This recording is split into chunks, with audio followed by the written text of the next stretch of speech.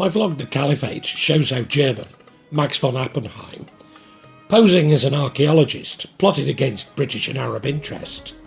But this largely mirrored the British archaeologists in the region, also working with the Berlin Committee to create discontent among Muslims in British India, including a visit to the region by Mahmud Hassan Deobandi. This certainly reflected the British concern of a pan-Islamic revolt against them. Whilst in Islam Undermined from Within, I hint at the role of Gertrude Bell in undermining the Ottoman Empire, along with other supposed archaeologists known as Petrie's Pups. After Sir Flinders Petrie, yes, the mentor of Margaret Murray, although I suspect that Gertrude and Murray would not have seen entirely eye to eye. I've recently come across a vlog on this channel suggesting that Gertrude Bell hated the Ottoman Empire. Actually, it said the Turks, but it was still Ottoman then. And her activities as a spy to undermine it were shaped by this. I suspect this arises from a misreading of a statement. The chief thing is how to protect the rural tribal population from Baghdadis, who know and care nothing about them. For, you see, Arab officials are, and must almost invariably, Baghdadis, and the tribes hate them. Certainly this is referring to corrupt Ottoman officials, whom I believe she is hinting at as being Baghdadi Jews, who were also employed by the British Empire, and then had been turned and by then had been turned against by the Ottomans at the time of this quote. But it's not necessarily evidence of hatred for the entire Ottoman Empire. The vlog claimed that this hatred was fuelled by a lover, Major Charles Doughty-Wylie, losing his life at Gallipoli. But Major Charles Doughty-Wylie was a married man, and there's limited evidence that their love was consummated, whatever Hollywood might have us believe. Indeed, he's believed to have effectively committed suicide because his wife refused to divorce him, even threatening her own suicide. Nevertheless, Gertrude Bell did play an important part in undermining the Ottoman Empire, and may unwittingly, therefore, in undermining Islam itself. Certainly she also played a part in shaping what we now call the Middle East, and especially Iraq, although I suspect she was as much betrayed by British intelligence as shaped its strategy, and like Lawrence, felt betrayed by the Sykes-Picot Agreement. It is this role that I explore in this vlog.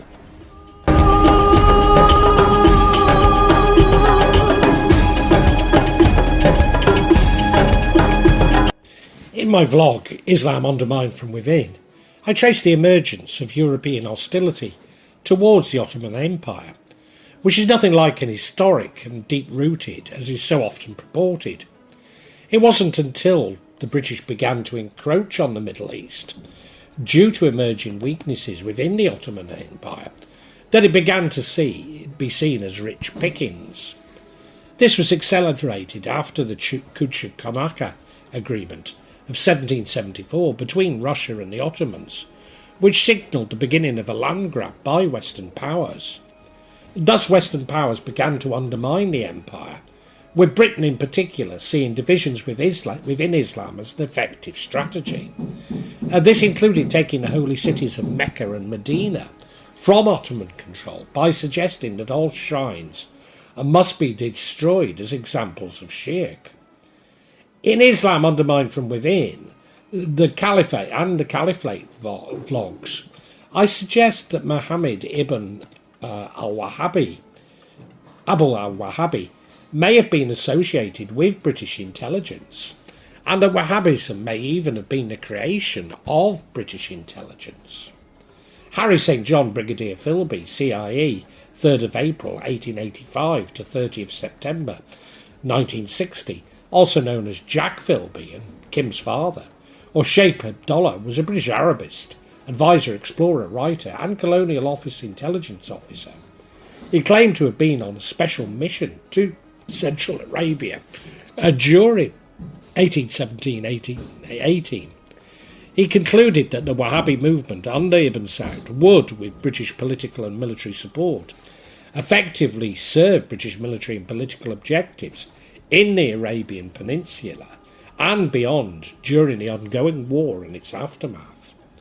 The Caliphate also traces how al-Aziz bin Saud used the Ikhwan Bedouin to destroy Mecca and Medina before ultimately betraying them. In the Caliphate, I also show how the Pashas, having largely replaced the Sultan, by this time, sought European loans to modernise, including from Germany, to build the Hejaz Railroad, which took pilgrims from Istanbul to Mecca, but extending to Yemen. Sir Henry McMahon plotted with Abdullah ibn Hassan, the Sharif's son, to begin an Arab revolt against the Ottoman Empire. However, in Islam Undermined from Within, I show how British intelligence was far from united, with major differences between Calcutta and Cairo. It is these intrigues that Gertrude Bell was parachuted into, and the aim of this vlog is to understand how much she shaped these strategies, and as was also a victim of them.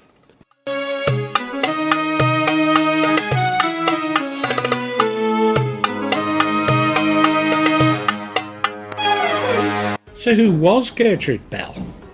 Gertrude Margaret Lothian Bell, CBE, 14th of July 1868 to 12th of July 1926, was an English writer, traveller, political officer, undoubtedly a diplomatic shorthand for spy, administrator and archaeologist.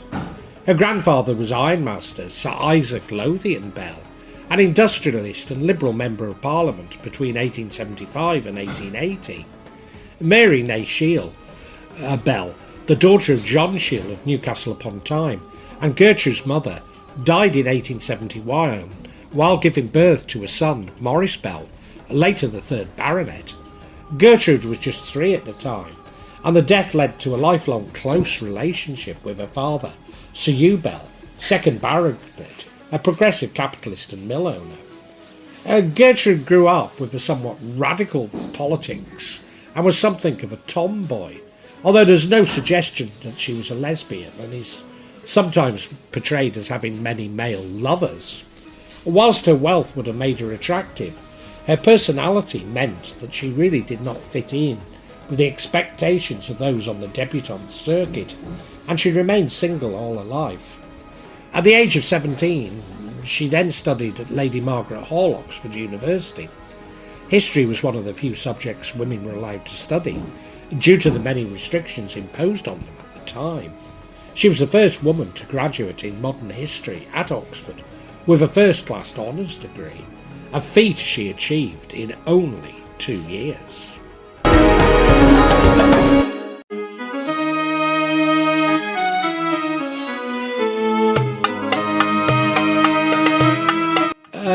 Bell's uncle, Sir Frank Lassalle, was British minister, similar to ambassador at Tehran, Persia.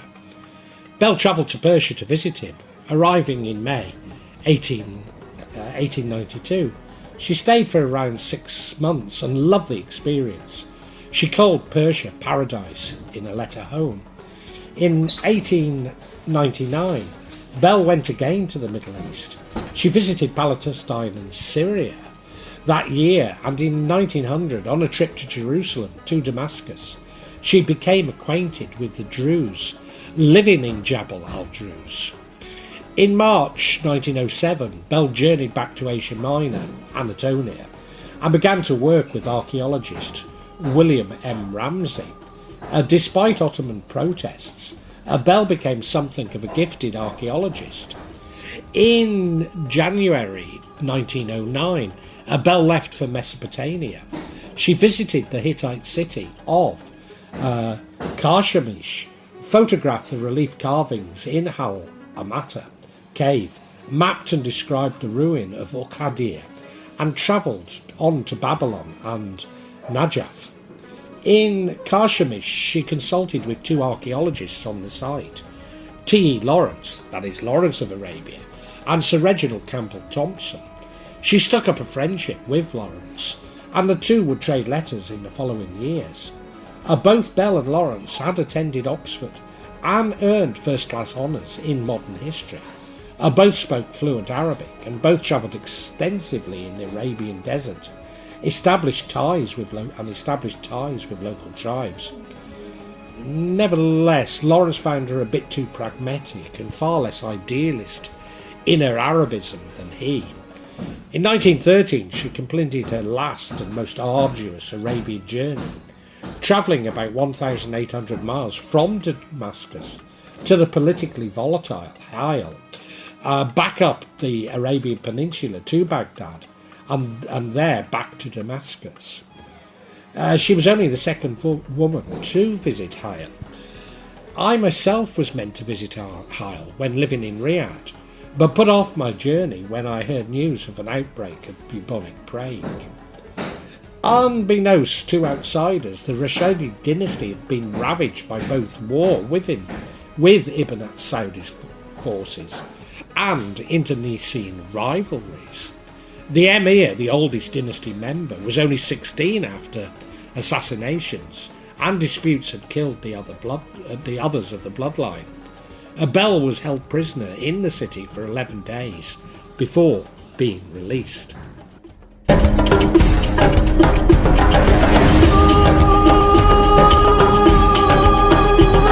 Following the outbreak of World War I in November 1915, Bell was summoned to Cairo in the British Protectorate of Egypt. She arrived on the 30th of November. The Cairo detachment of British officials, headed by Colonel Gilbert Clayton and renowned archaeologist and historian Lieutenant Commander David Hogarth, was called the Arab Bureau. She also met T. Lawrence, who joined the Arab Bureau in December 1914.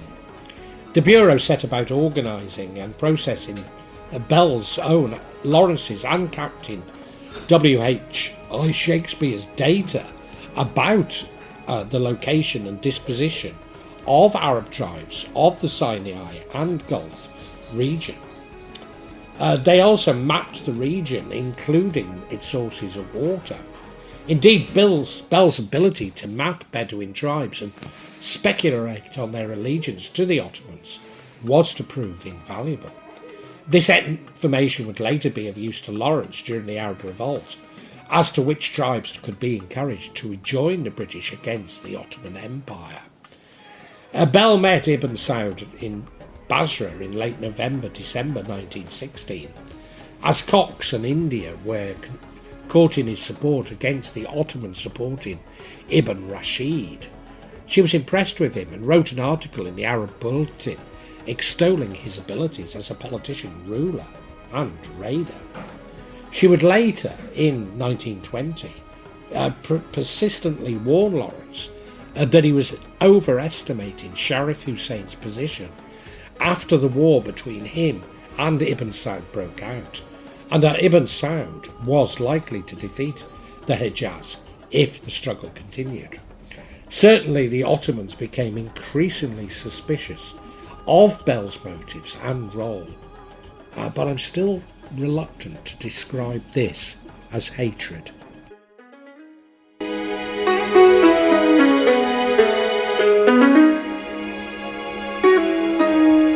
After British troops took Baghdad on the 11th of March 1917, Bell was summoned by Cox to the city.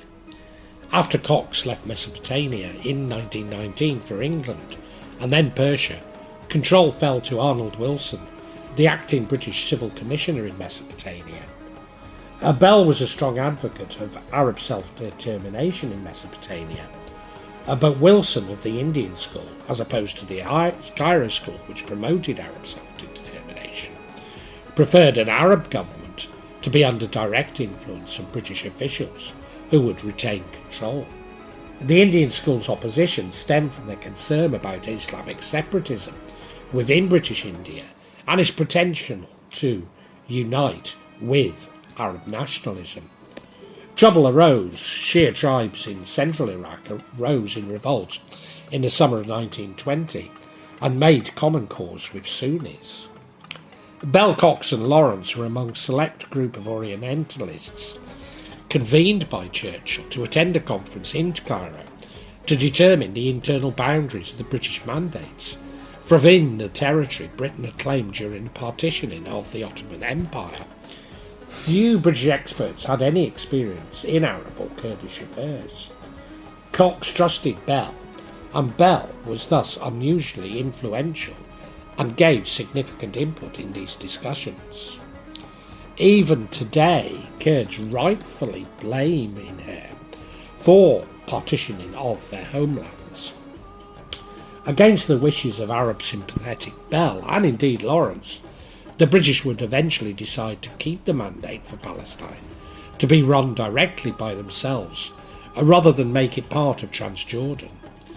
Bell opposed the Zionist movement. She wrote that she regarded the Balfour Declaration with the deepest mistrust and described the Balfour Declaration as wholly artificial scheme, divorced from all relation to facts, and I wish the ill success it deserves.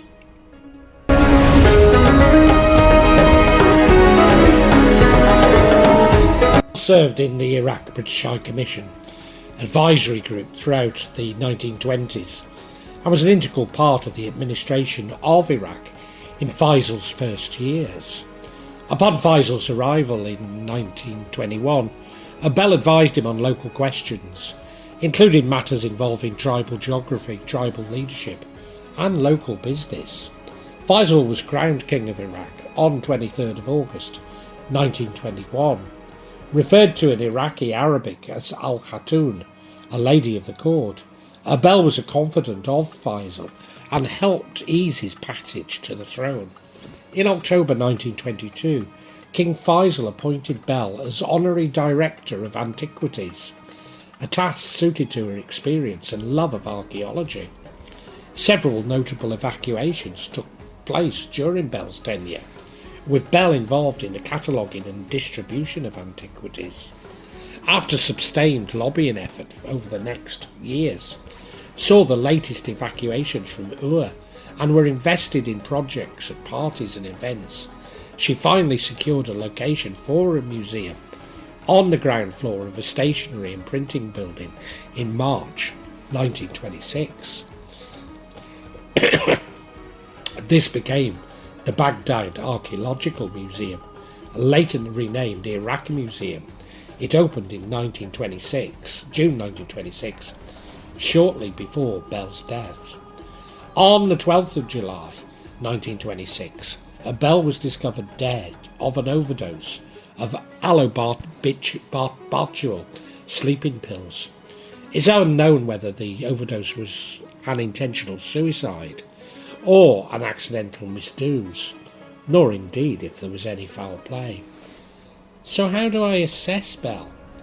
Well, like Lawrence, her Arabism certainly manifested itself in anti-Ottoman and anti-Kurd, but was it consciously anti-Islamic? Probably not. Like Lawrence, Bell was probably accepting and uncritical of Wahhabism, not recognising the schism this would create within Islam, nor probably Britain's role in encouraging this schism. As a British citizen myself, I used to be instinctively trusting of British intelligence, and whilst never a nationalist, was, I guess, somewhat patriotic. Whilst never having been an asset of British intelligence, our paths have crossed, and it's only recently that I've become more critical of their activities. Nevertheless, Bell was an unapologetic imperialist, and unlikely to have reached the critical assessment that I eventually did. Indeed, this mirrors how a background, liberal, even social democratic, in no way did it challenge the rights of capital. Even when working with Lawrence within the intelligence service, I doubt if she was entrusted with the long-term strategies of the British. Nor indeed was the discovery of oil, especially in Mesopotamia, shared with them. Like Lawrence and the Arabs themselves, she was duped by the British, and in particular the Sykes-Picot Agreement, despite having played a role in its implementation. If we look back at our lives, many of us can identify how we too have played a role in events that we now see as entirely manipulative, even completely misguided, possibly evil. I thus find it entirely credible that she did indeed commit suicide, as probably did the more idealistic Lawrence.